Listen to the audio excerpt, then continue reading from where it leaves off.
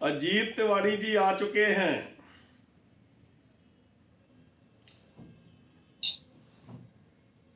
जिनको ज्ञान लेने की भूख है वो इंतजार नहीं करवाते,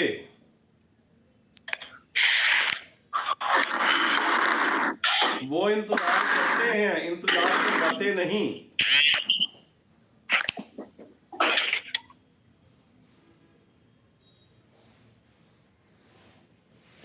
सभी दोस्त जल्दी जल्दी आया करें ताकि टाइम खराब ना हो। ममता सुमन जी, ममता सुमन जी आ चुके हैं मध्य प्रदेश से, कोटा से।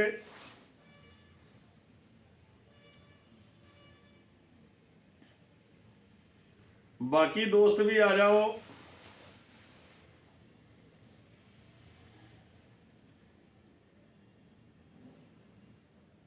सीखेंगे तो आगे बढ़ेंगे,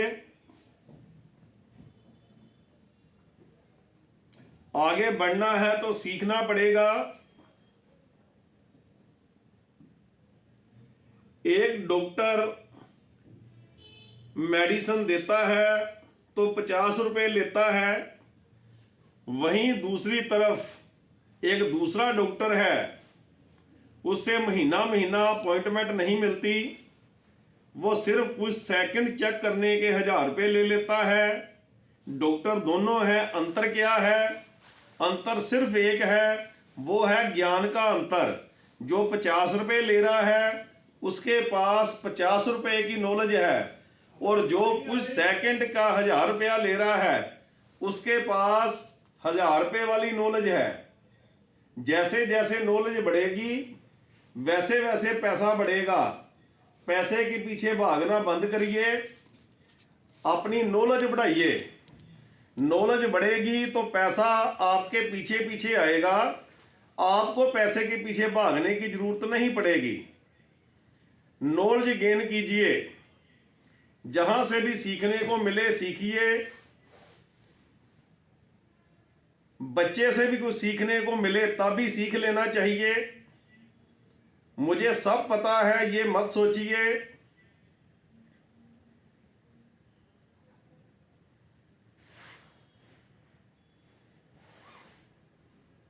मीनाक्षी सुमन जी भी जुड़े। शुक्रात बोला करते थे कि मैंने जान जान के ये जाना है कि मैं कुछ भी नहीं जानता।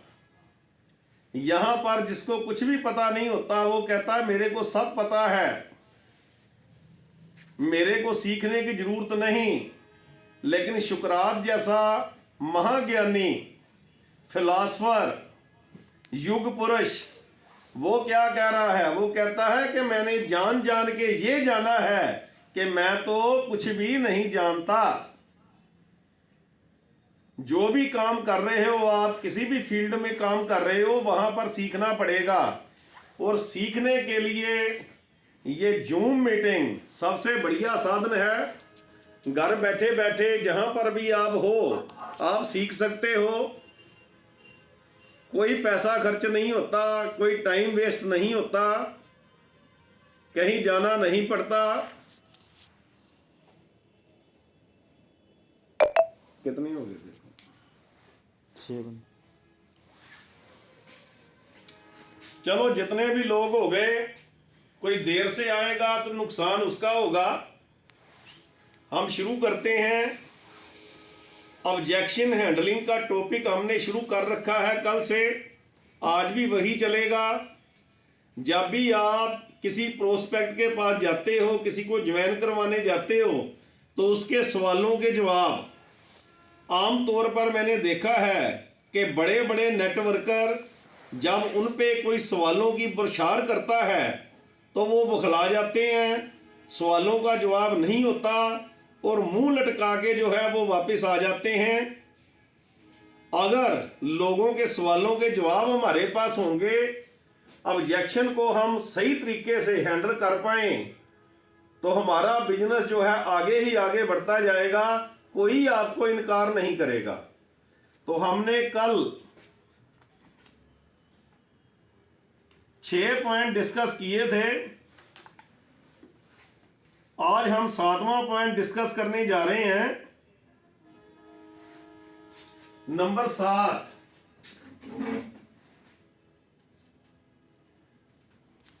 जो लोग पहले जवान हो गए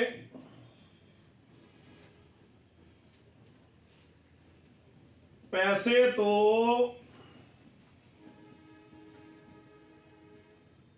वही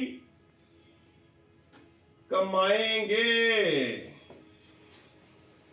लोग बोलेंगे आपको कि अब क्या रखा है कंपनी में, 7-8 साल हो गए कंपनी को चलते हुए, जो लोग शुरू में आ गए ऊपर लगे हुए हैं, पैसे तो वही कमाएंगे, अब जवान होने से क्या फायदा। तो आपने वहां क्या बोलना है, कोई झगड़ा नहीं करना। वही फार्मूला जो कल मैंने आपको बताया था, इस फार्मूले को बोलते हैं फील फेल्ट फाउंड फार्मूला। ये बहुत ही कारागार जो है फार्मूला है, कामयाबी के साथ हर बिजनेसमैन इसको इस्तेमाल करता है। तो आप भी बिजनेसमैन हैं, आपने भी इस फार्मूले को अप्लाई करना है।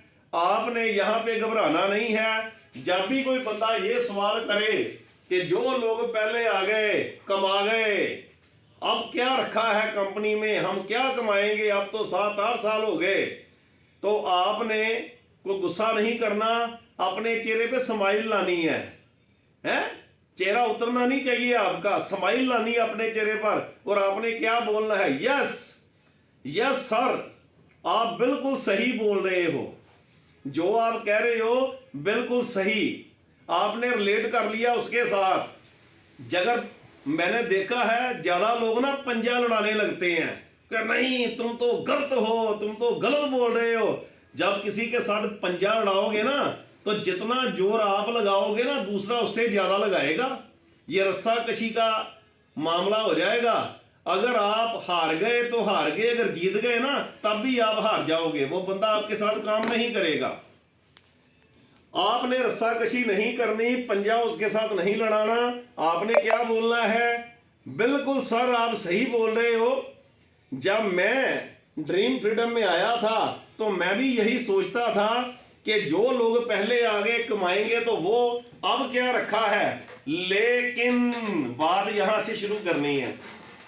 लेकिन जब मैंने सर्च की, अपनी अपलाइन से मैंने सवाल पुट किए, तो मेरे को पता चला कि ये नेटवर्किंग की, डायरेक्ट मार्केटिंग की फील्ड एक ऐसी फील्ड है यहां पे जो पहले आया ये मैटर नहीं करता। क्योंकि 2 हवाई लोहा, वो हवाई होती ना रॉकेट जो ऊपर जाता है, दिवाली को हम चलाते हैं, एक आप बड़ा रॉकेट ले लो, एक आप छोटा सा रॉकेट ले लो, दोनों को इकट्ठे रख लो। अब ये बताओ कि पहले कौन चलेगा, तो सब बोलेंगे कि बड़ा रॉकेट चलेगा, जो पहले जवान हुआ वो चलेगा, पैसे तो वो कमाएगा। नहीं, पहले कौन चलेगा, जिसको पहले आग लगेगी। अगर छोटे वाले को चिंगारी पहले लग गई तो पहले वो चलेगा, बड़े वाला तो नीचे ही खड़ा रहेगा। हो सकता है जो पहले जवान हुआ 7 साल हो गए वो काम ही ना कर रहा हो, वो तो खड़ा हो, जवान तो कर लिया लेकिन काम वो नहीं कर रहा। जो पीछे से आया 7 साल बाद में आया, उसने बहुत तेजी से काम करना शुरू किया, उसने अपनी दोनों लेग जो है वो बैलेंस करके चला ली, तो पैसे वो ज्यादा कमाएगा। और हमने देखा है कि जो पहले आए उनका चेक किसी का 5,000 का बन रहा होता है, और जो बहुत बाद में आया उसका चेक 5 लाख का बन रहा होता है। जब मैं नेटवर्किंग करता था तो मेरे साथ भी ऐसा था, ये मैंने देखा है। मेरी डाउन लाइन वाले का चेक 20,000 का बनता था शुरुआत में, और मेरा चेक 2-4-5,000 का बनता था, क्योंकि उसकी दोनों लेगें सेट हो गई थी, मेरी अभी एक लेग ही सही तरीके से चल रही थी। चलो बाद में सारा कुछ ठीक हो गया, ये होता है। आपने उसको बोलना है कि यहाँ पे ऐसा होता है, जो बंदा 7 साल पहले आया, हो सकता है उसको 5,000 आ रहा हो, और जो आज ज्वाइन कर रहा है वो 2, 4, 5, 6 महीने में इतना काम कर जाए, क्योंकि उसको काम करने की ललक होगी मन में, वो सीखना शुरू करेगा, हर जूम मीटिंग अटेंड करेगा, हर ट्रेनिंग अटेंड करेगा, वो सीख लेगा और सीख के काम करना शुरू करेगा। हो सकता है जो पहले आया वो सीख के काम ना कर रहा हो, सीखने की जरूरत ही ना समझ रहा हो, वो वहीं पे खड़ा हो, लेकिन जो बाद में आया वो तेजी से काम करने लगा और वो आगे बढ़ जाएगा, उसका बड़ा चेक बनने लगेगा। ये नेटवर्किंग में होता है। ऊपर वाले के बहुत बार कम पैसे आते हैं और नीचे वाले के ज्यादा आते हैं। आप उसको दिखा भी सकते हो, एग्जाम्पल दे सकते हो कि फला बंदा पहले आया था उसके कम बन रहे हैं, और ये बंदा बाद में आया था इसके ज्यादा पैसे बन रहे हैं। तो आपने उसको ये पॉइंट जो है क्लियर करना है। ये भी सवाल बहुत ज्यादा आएगा आपके सामने। आगे चलते हैं। नंबर 8, आपके प्लान में पैसा बहुत कम है।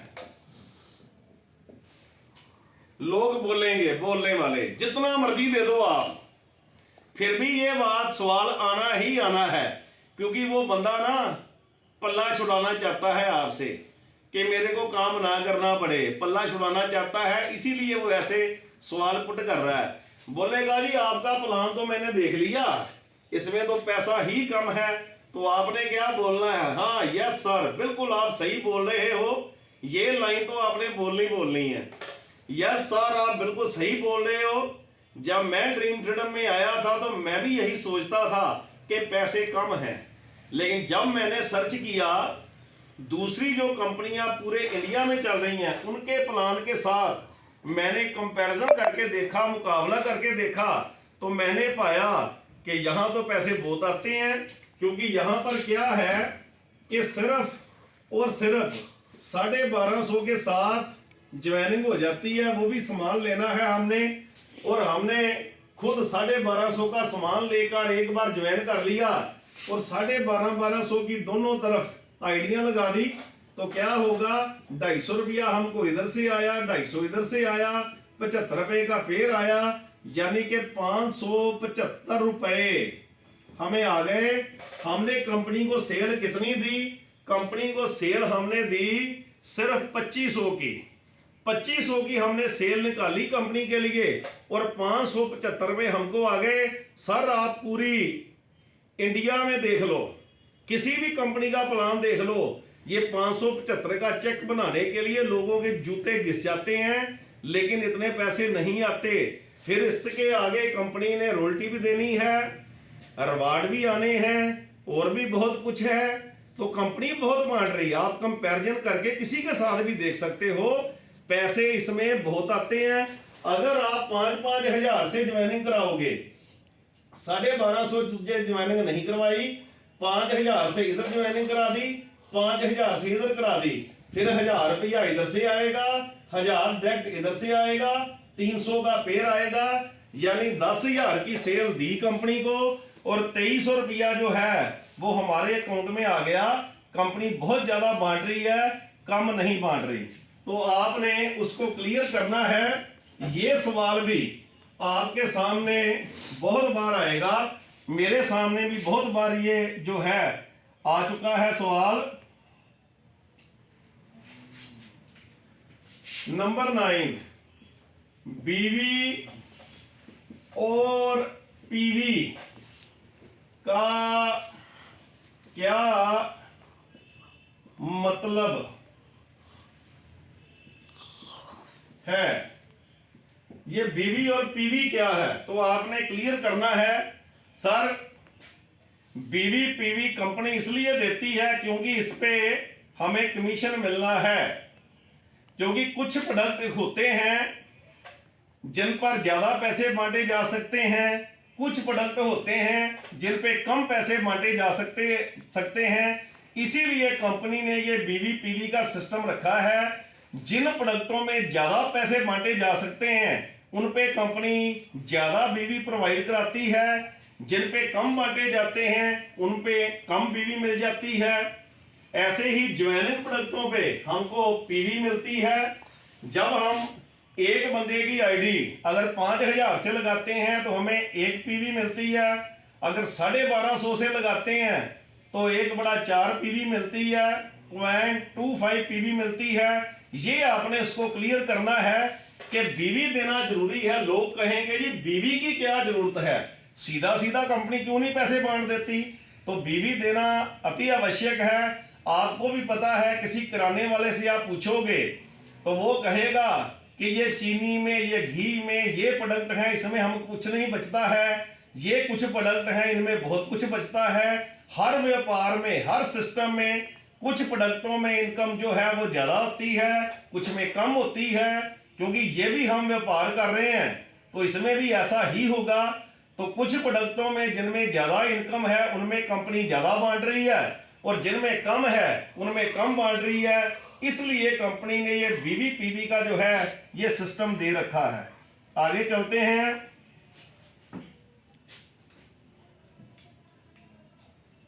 नंबर 10, कंपनी सबको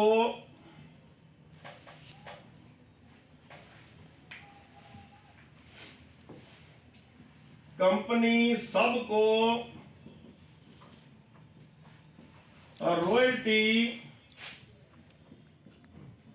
कैसे बांटेगी? आप बोल रहे हो 500 पीवी दोनों तरफ हो जाए 20 रुपए रॉयल्टी, 2500 हो जाए दोनों तरफ तो 30 रुपए रॉयल्टी, 7500 पीवी बढ़ते क्रम में हो जाए तो 75 रुपए रॉयल्टी, 15,000 रॉयल्टी दोनों तरफ हो जाए दाएं बाएं तो 100 रुपया रॉयल्टी ड्रीम फ्रीडम के प्लान के मुताबिक। तो इतने लोग हो जाएंगे कल को, इन सब को रॉयल्टी कैसे बांटेगी कंपनी? तो आपने क्लियर करना है कि ये जो 20 रुपए रॉयल्टी है, मान लीजिए इस पूल में अगर एक बंदा है तो अकेले जितनी नई पीवी आएगी पूरे करंट मंथ में उस बंदे को एक पीवी का 20 रुपए मिलेंगे। अगर बंदे 2 हो गए तो दोनों में बढ़ जाएगा, 3 हो गए तो तीनों में बढ़ जाएगा, 4 हो गए तो चारों में बढ़ जाएगा। कंपनी ने 20 रुपए ही देने हैं। अगर 2 बंदे हैं तो 2 में बढ़ेगा, 10 है तो 10 में बढ़ेगा। लेकिन एक बात पक्की है, जितने बंदे इस पूल में बढ़ते जाएंगे उतनी कंपनी की ज्वाइनिंग भी बढ़ेगी। पहले काम कर, अगर एक बंदा आया था उस पूल में तो काम करने वाले कम थे, अब ज्यादा हो गए। जो भी बंदा नया आएगा वो अपना बड़ा सा ग्रुप साथ लेके आएगा। अगर वो पैसे ले रहा है तो वो कंपनी की सेल भी बढ़ा रहा है, कंपनी की पीवी को बढ़ा रहा है। अगर पीवी बढ़ेगी तो पैसे भी ज्यादा आएंगे तो कंपनी ऐसे सबको बांटेगी। अगर 100 रुपए रॉयल्टी पर एक बंदा है तो 100 रुपया एक बंदे को मिलेगा पर पीवी। अगर 2 आ गए तो 2 में बढ़ जाएगी, अगर 10 आ गए तो 10 में बढ़ जाएगी। इसलिए कंपनी ने हर चीज की ना कैलकुलेशन कर रखी है। कोई भी ऐसे ही काम नहीं चल रहा, हर चीज कैलकुलेटेड है, पूरी कैलकुलेशन करके कंपनी चलती है। इसलिए घबराने की जरूरत नहीं है, सबको रॉयल्टी मिलेगी और इसी तरीके से मिलेगी। आगे चलते हैं।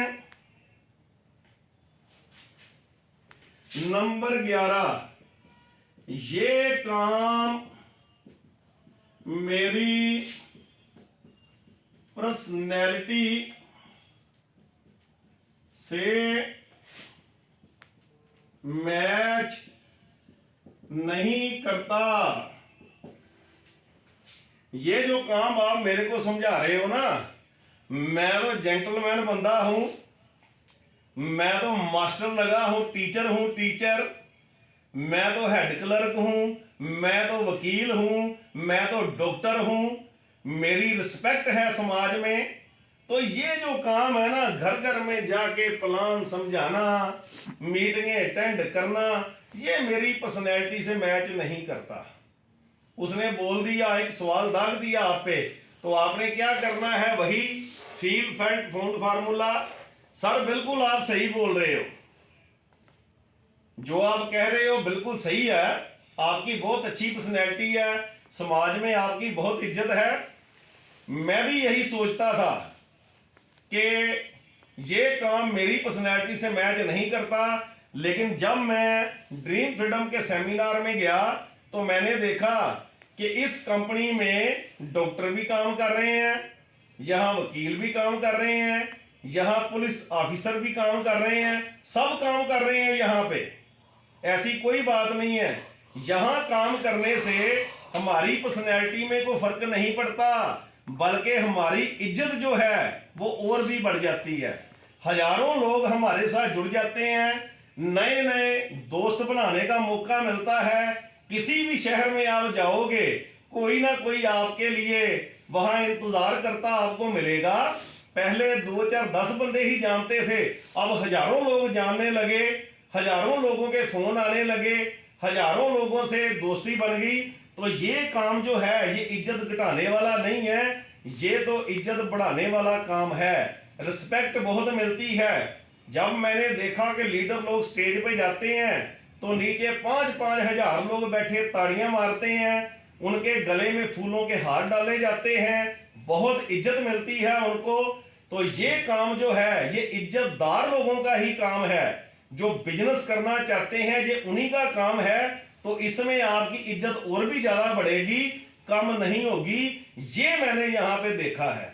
तो आप क्या कर सकते हो, ड्रीम फ्रीडम के ये जो YouTube चैनल है हमारा DF हर्बल ट्रेनिंग, मेरी हमेशा से आपके साथ शिकायत रहती है कि मैंने बहुत कुछ वहां डाल के रखा है लेकिन आप उसका इस्तेमाल नहीं कर रहे। मैंने बहुत बढ़िया खीर बना के रखी है आपके लिए भी, आप खाओ।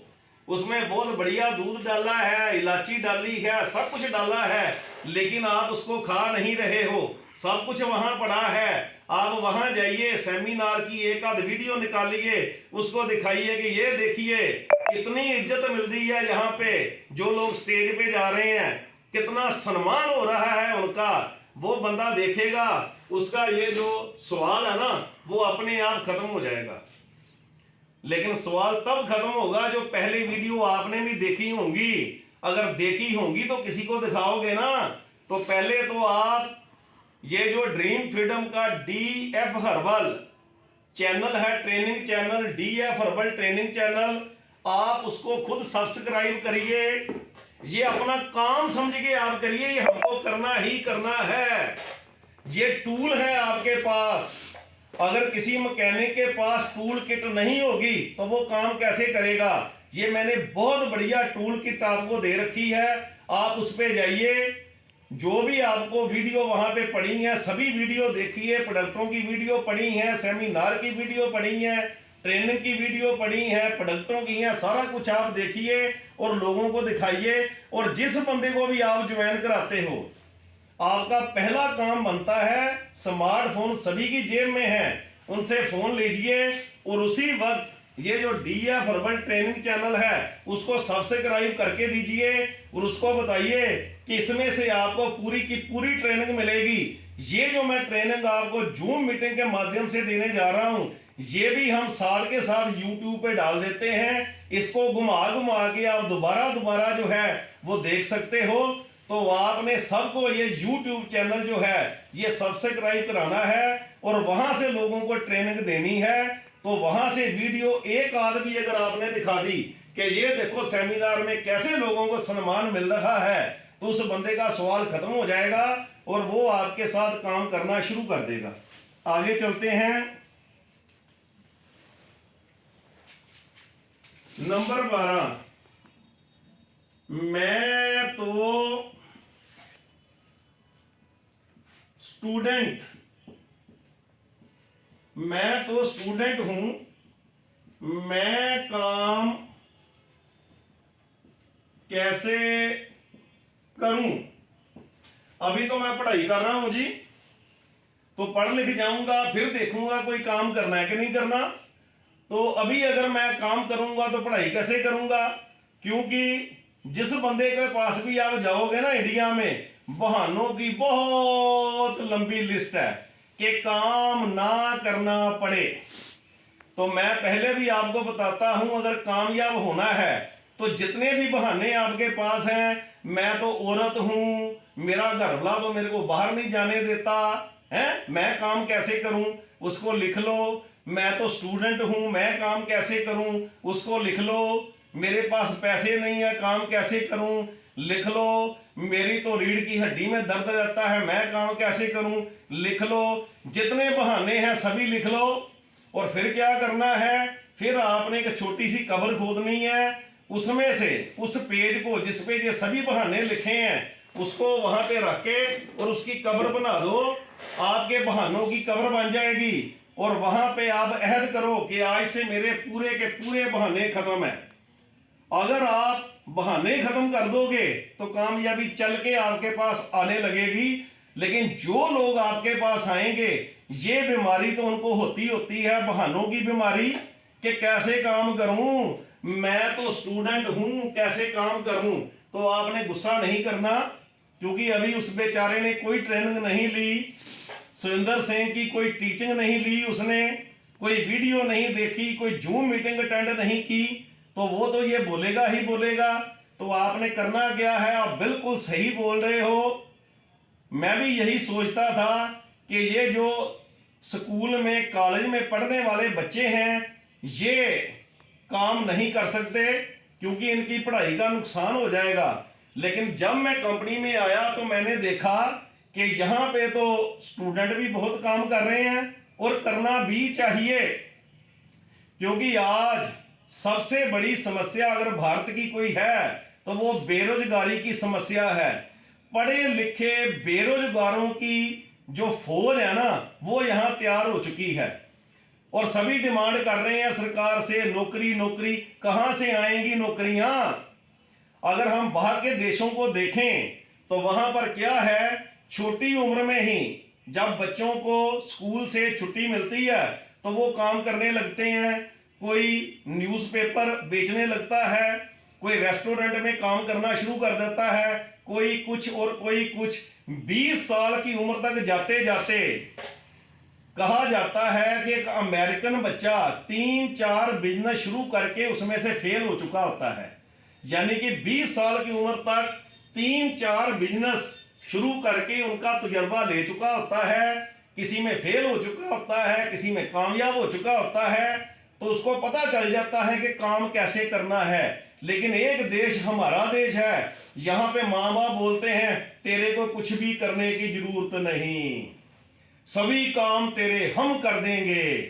जब बच्चा स्कूल जाता है तो माँ उसका बस्ता उठा के ना बाहर छोड़ने जाती है, उसको मैसेज देती है कि बेटा तेरे में अपने स्कूल का बस्ता उठाने की भी काबिलियत नहीं, तू कुछ भी करने योग्य नहीं, तेरा बस्ता भी हम उठाएंगे। फिर जब बच्चा स्कूल से आता है तो बाहर स्कूल वाली बस हॉर्न बजाती है तो माँ भागी भागी जाती है बाहर, फिर उसका बस्ता उठा के लेके आती है। क्या मैसेज देती है बच्चे को कि तू कुछ भी करने वाला नहीं, तेरे को कुछ करने की जरूरत नहीं है, सारा कुछ हम कर देंगे।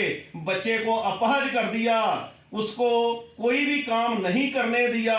तू नहीं कर सकता, तू नहीं कर सकता, तू नहीं कर सकता, तेरे को कुछ भी करने की जरूरत नहीं है, तू पढ़, तू पढ़, तू पढ़ाई कर। तो बच्चा कुछ भी नहीं कर पाता। जब वो पढ़ाई लिखाई करके स्कूल से कॉलेज से बाहर आता है तो वो क्या बोलेगा, मेरे को नौकरी मिल जाए, बैठे बैठे काम होना शुरू हो जाए। तो कुछ भी नहीं होगा, कुछ भी नहीं होगा। ये सिस्टम हमको चेंज करना पड़ेगा। बच्चों को अपना काम खुद करने दें, 10 मिनट बच्चे खुद काम करें, अपना बोझ वो खुद उठाएं, समाज में वो संघर्ष करें, तभी कामयाब होंगे। तो आपने बताना है कि मैं भी सोचता था कि स्टूडेंट कैसे काम करेगा, लेकिन आज मैं सोच रहा हूं, मैंने देखा है ड्रीम फ्रीडम में नेटवर्किंग कंपनियों में अगर सबसे ज्यादा नेटवर्किंग कंपनियों की जरूरत है डायरेक्ट सिस्टम की जरूरत है तो स्टूडेंट को है अपनी पढ़ाई के साथ साथ अपना बिजनेस खड़ा करें। पैसा यहाँ लगना नहीं है, ट्रेनिंग लो, आपकी सोच बदल जाएगी। जब आप सेमिनार अटेंड करोगे, जब आप ट्रेनिंग सेशन को अटेंड करोगे तो सोच बदल जाएगी आपकी। ये सब चीजें स्कूल में नहीं पढ़ाई जाती, जो यहाँ पे पढ़ाई जाती हैं, तो सोच बदल जाएगी। जब बच्चा स्कूल से बाहर आएगा तो बहुत बड़ा वो बिजनेस जो है अपना खड़ा कर चुका होगा, उसको नौकरी ढूंढने की जरूरत नहीं है, ऑलरेडी उसका बिजनेस होगा। अगर कुछ मिल गया तो ठीक है, नहीं तो उसका बिजनेस उसके साथ है, ग्रुप उसका बन चुका होगा, उसको नौकरी ढूंढने की जरूरत नहीं है, उसके माँ बाप को टेंशन लेने की जरूरत नहीं है कि मेरा बच्चा क्या करेगा, कहाँ पे काम करेगा, पैसे तो है नहीं, बिजनेस कैसे शुरू करवाएं, तो ऑलरेडी बिजनेस उसके पास होगा। तो सबसे बड़ी जरूरत अगर है किसी को तो स्टूडेंट को है। ये मैंने यहाँ पे फील किया। अगर आप स्टूडेंट हो, पढ़ाई के साथ साथ जो फ्री टाइम है, जो टाइम आप अखबार पढ़ने में, जो टाइम आप ये फेसबुक में 3-3, 4-4 घंटे बच्चे रात को 12-12 बजे तक ये फेसबुक चलाते हैं, ये सब छोड़ो, कुछ नहीं निकलेगा इसमें से।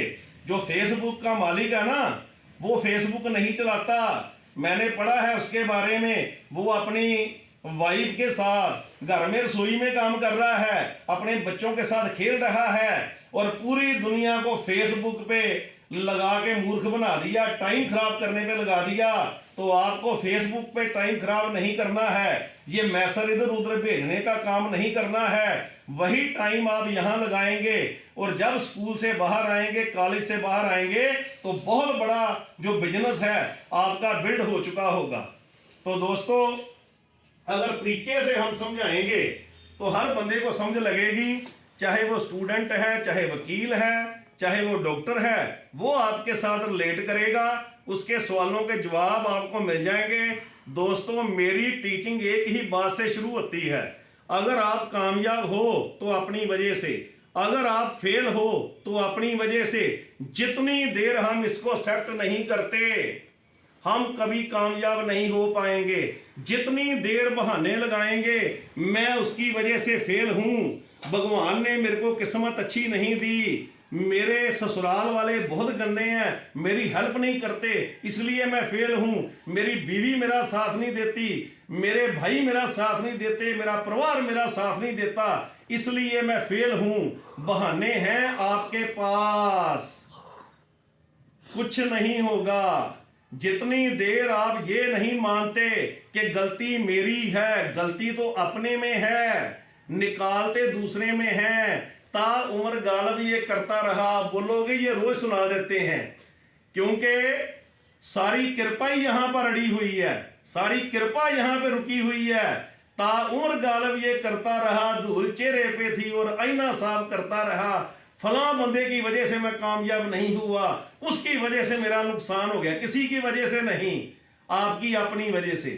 आप शादी में जाते हो, वहां शराब भी पड़ी हुई है, वहां पे जूस भी पड़ा हुआ है, दोनों में से आपकी चॉइस है, क्या लेना है आपने। शराब पी के अपनी किडनियां खराब करनी है, अपना लिवर खराब करना है, या जूस पी के अपनी सेहत आपको मेंटेन करनी है, आपके हाथ में है। भगवान नहीं आता ऊपर से, वो कहता है तेरे को शराब पीनी पड़ेगी, नहीं। लेकिन जब किडनियां खराब होंगी तो क्या बोलेंगे, भगवान ने कर दिया जी, भगवान ने कुछ नहीं किया, आपने खुद किया। एक माता जी, एक बुजुर्ग माता जी अपने घर के बाहर बैठ के रोज बिजली वालों को गालियां निकालते थे। क्या बोलते थे, मर जाए बिजली वाले, इनका बेड़ा गर्क हो जाए, मेरे घर में बिजली नहीं है, मेरे घर में अंधेरा, आस पड़ोस में सब घर में बिजली है, सब घर जो है वहां पे लाइट है, लेकिन मेरे घर में लाइट नहीं। रोज माता जी गालियां निकाला करते थे। एक दिन बिजली बोर्ड का बंदा उधर से गुजरा, कितना टाइम शेष है, 5 मिनट। एक दिन बिजली बोर्ड का बंदा उधर से गुजरा, उसने गालियां सुनी, उसने देखा कि ये माता जी बिजली वालों को गालियां निकाल रही हैं, तो वो रुक गया। उसने माता जी से पूछा, माता जी आप बिजली वालों को गालियां क्यों निकाल रही हैं। तो माता जी ने बताया कि देखो, जिधर भी आप देखो सबके घर में रोशनी है, सबके घर में लाइट है, लेकिन ये बिजली वाले इनका बेड़ा गर्क हो, मेरे घर में बिजली नहीं भेजते, मेरे घर में अंधेरा है, बाकी पूरे शहर में सब घरों में रोशनी है, सब घरों में बिजली आ रही है, लेकिन मेरे घर में अंधेरा। तो उस बिजली बोर्ड के बंदे ने बोला, कहने लगा माता जी आप फिक्र मत करो, मैं बिजली बोर्ड से हूं, मैं देखता हूं कि कृपा कहाँ अटकी हुई है, प्रॉब्लम कहाँ पर है। तो वो बंदा अंदर गया, तो उसने सब फ्यूज चेक किए, पूरी की पूरी तारें चेक की, हर चीज उसने चेक की, लेकिन कहीं भी नुक्स नहीं था, कहीं पे प्रॉब्लम नहीं थी। वो बहुत परेशान कि नुक्स तो कोई है नहीं, तो फिर ये बल्ब क्यों नहीं जल रहा। एंड पे उसने बल्ब को चेक किया तो माता जी का बल्ब ही फ्यूज था। अब उसने वो फ्यूज बल्ब उतारा, वहां पे 500 वाट का बल्ब लगा दिया, घर झगमग जगमग करने लगा, घर रोशनी से भर गया। अब मेरे को ये बताइए कि माता जी के घर में अंधेरा था, ये भगवान का कसूर है, ये बिजली बोर्ड का कसूर है, ये किसी थर्मल प्लांट का कसूर है, ये बाहड़ा डैम का कसूर है, किसका कसूर है इसमें? कसूर माता जी का अपना। बल्ब खुद का जो है जला हुआ है, अपने बल्ब को चेंज नहीं करना, गालियां दूसरे को निकालनी है।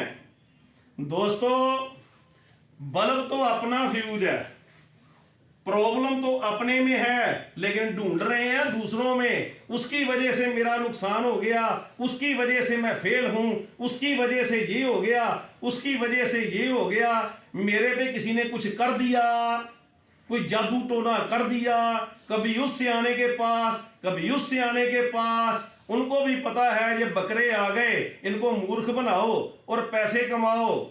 कुछ भी नहीं है, कृपा यहीं पे अटकी हुई है। बल्ब खुद का जला हुआ है, खुद के बल्ब को चेंज करना पड़ेगा, अपने स्वभाव को चेंज करना पड़ेगा, अपनी गलतियां ढूंढनी पड़ेगी, अपने आप को चेंज करना पड़ेगा, फिर हम आगे बढ़ेंगे। जितनी देर भगवान को दोष देते रहेंगे, दूसरों को दोष देते रहेंगे, उतनी देर कृपा अटकी रहेगी, हम कामयाब नहीं हो पाएंगे।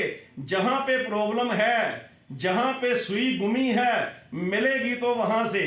एक औरत सुई ढूंढ रही थी बाहर, कोई चीज खो गई उसकी, वो ढूंढ रही थी, तो किसी ने पूछा कि क्या ढूंढ रही हो? कहती मेरी ना सुई गुम गई है, मैं ढूंढ रही हूं। तो वो भी ढूंढने लगा, काफी ढूंढने के बाद वो मिली नहीं, तो उसने पूछा कि बहन जी ये तो बताओ गुम्मी कहाँ थी, बहुत ढूंढा मिली क्यों नहीं? कहती गुम्मी तो कमरे के अंदर थी, वहां अंधेरा था तो मैंने बाहर ढूंढना शुरू कर दिया। वो कहने लगा बहन जी अगर अंदर गुमी है ना तो अंदर ही मिलेगी, बाहर कैसे मिलेगी? ये सुई जहां पर गुमी है मिलेगी तो वहां पे, गुमी कहीं और है, ढूंढ कहीं और रहे हैं। दोस्तों तो अपने में दोष खोजिए, जहां पर प्रॉब्लम है उसको दूर कीजिए, अपनी सोच को पॉजिटिव कीजिए और आगे बढ़िए। जय DF हर्बल दोस्तों, जय हिंद दोस्तों।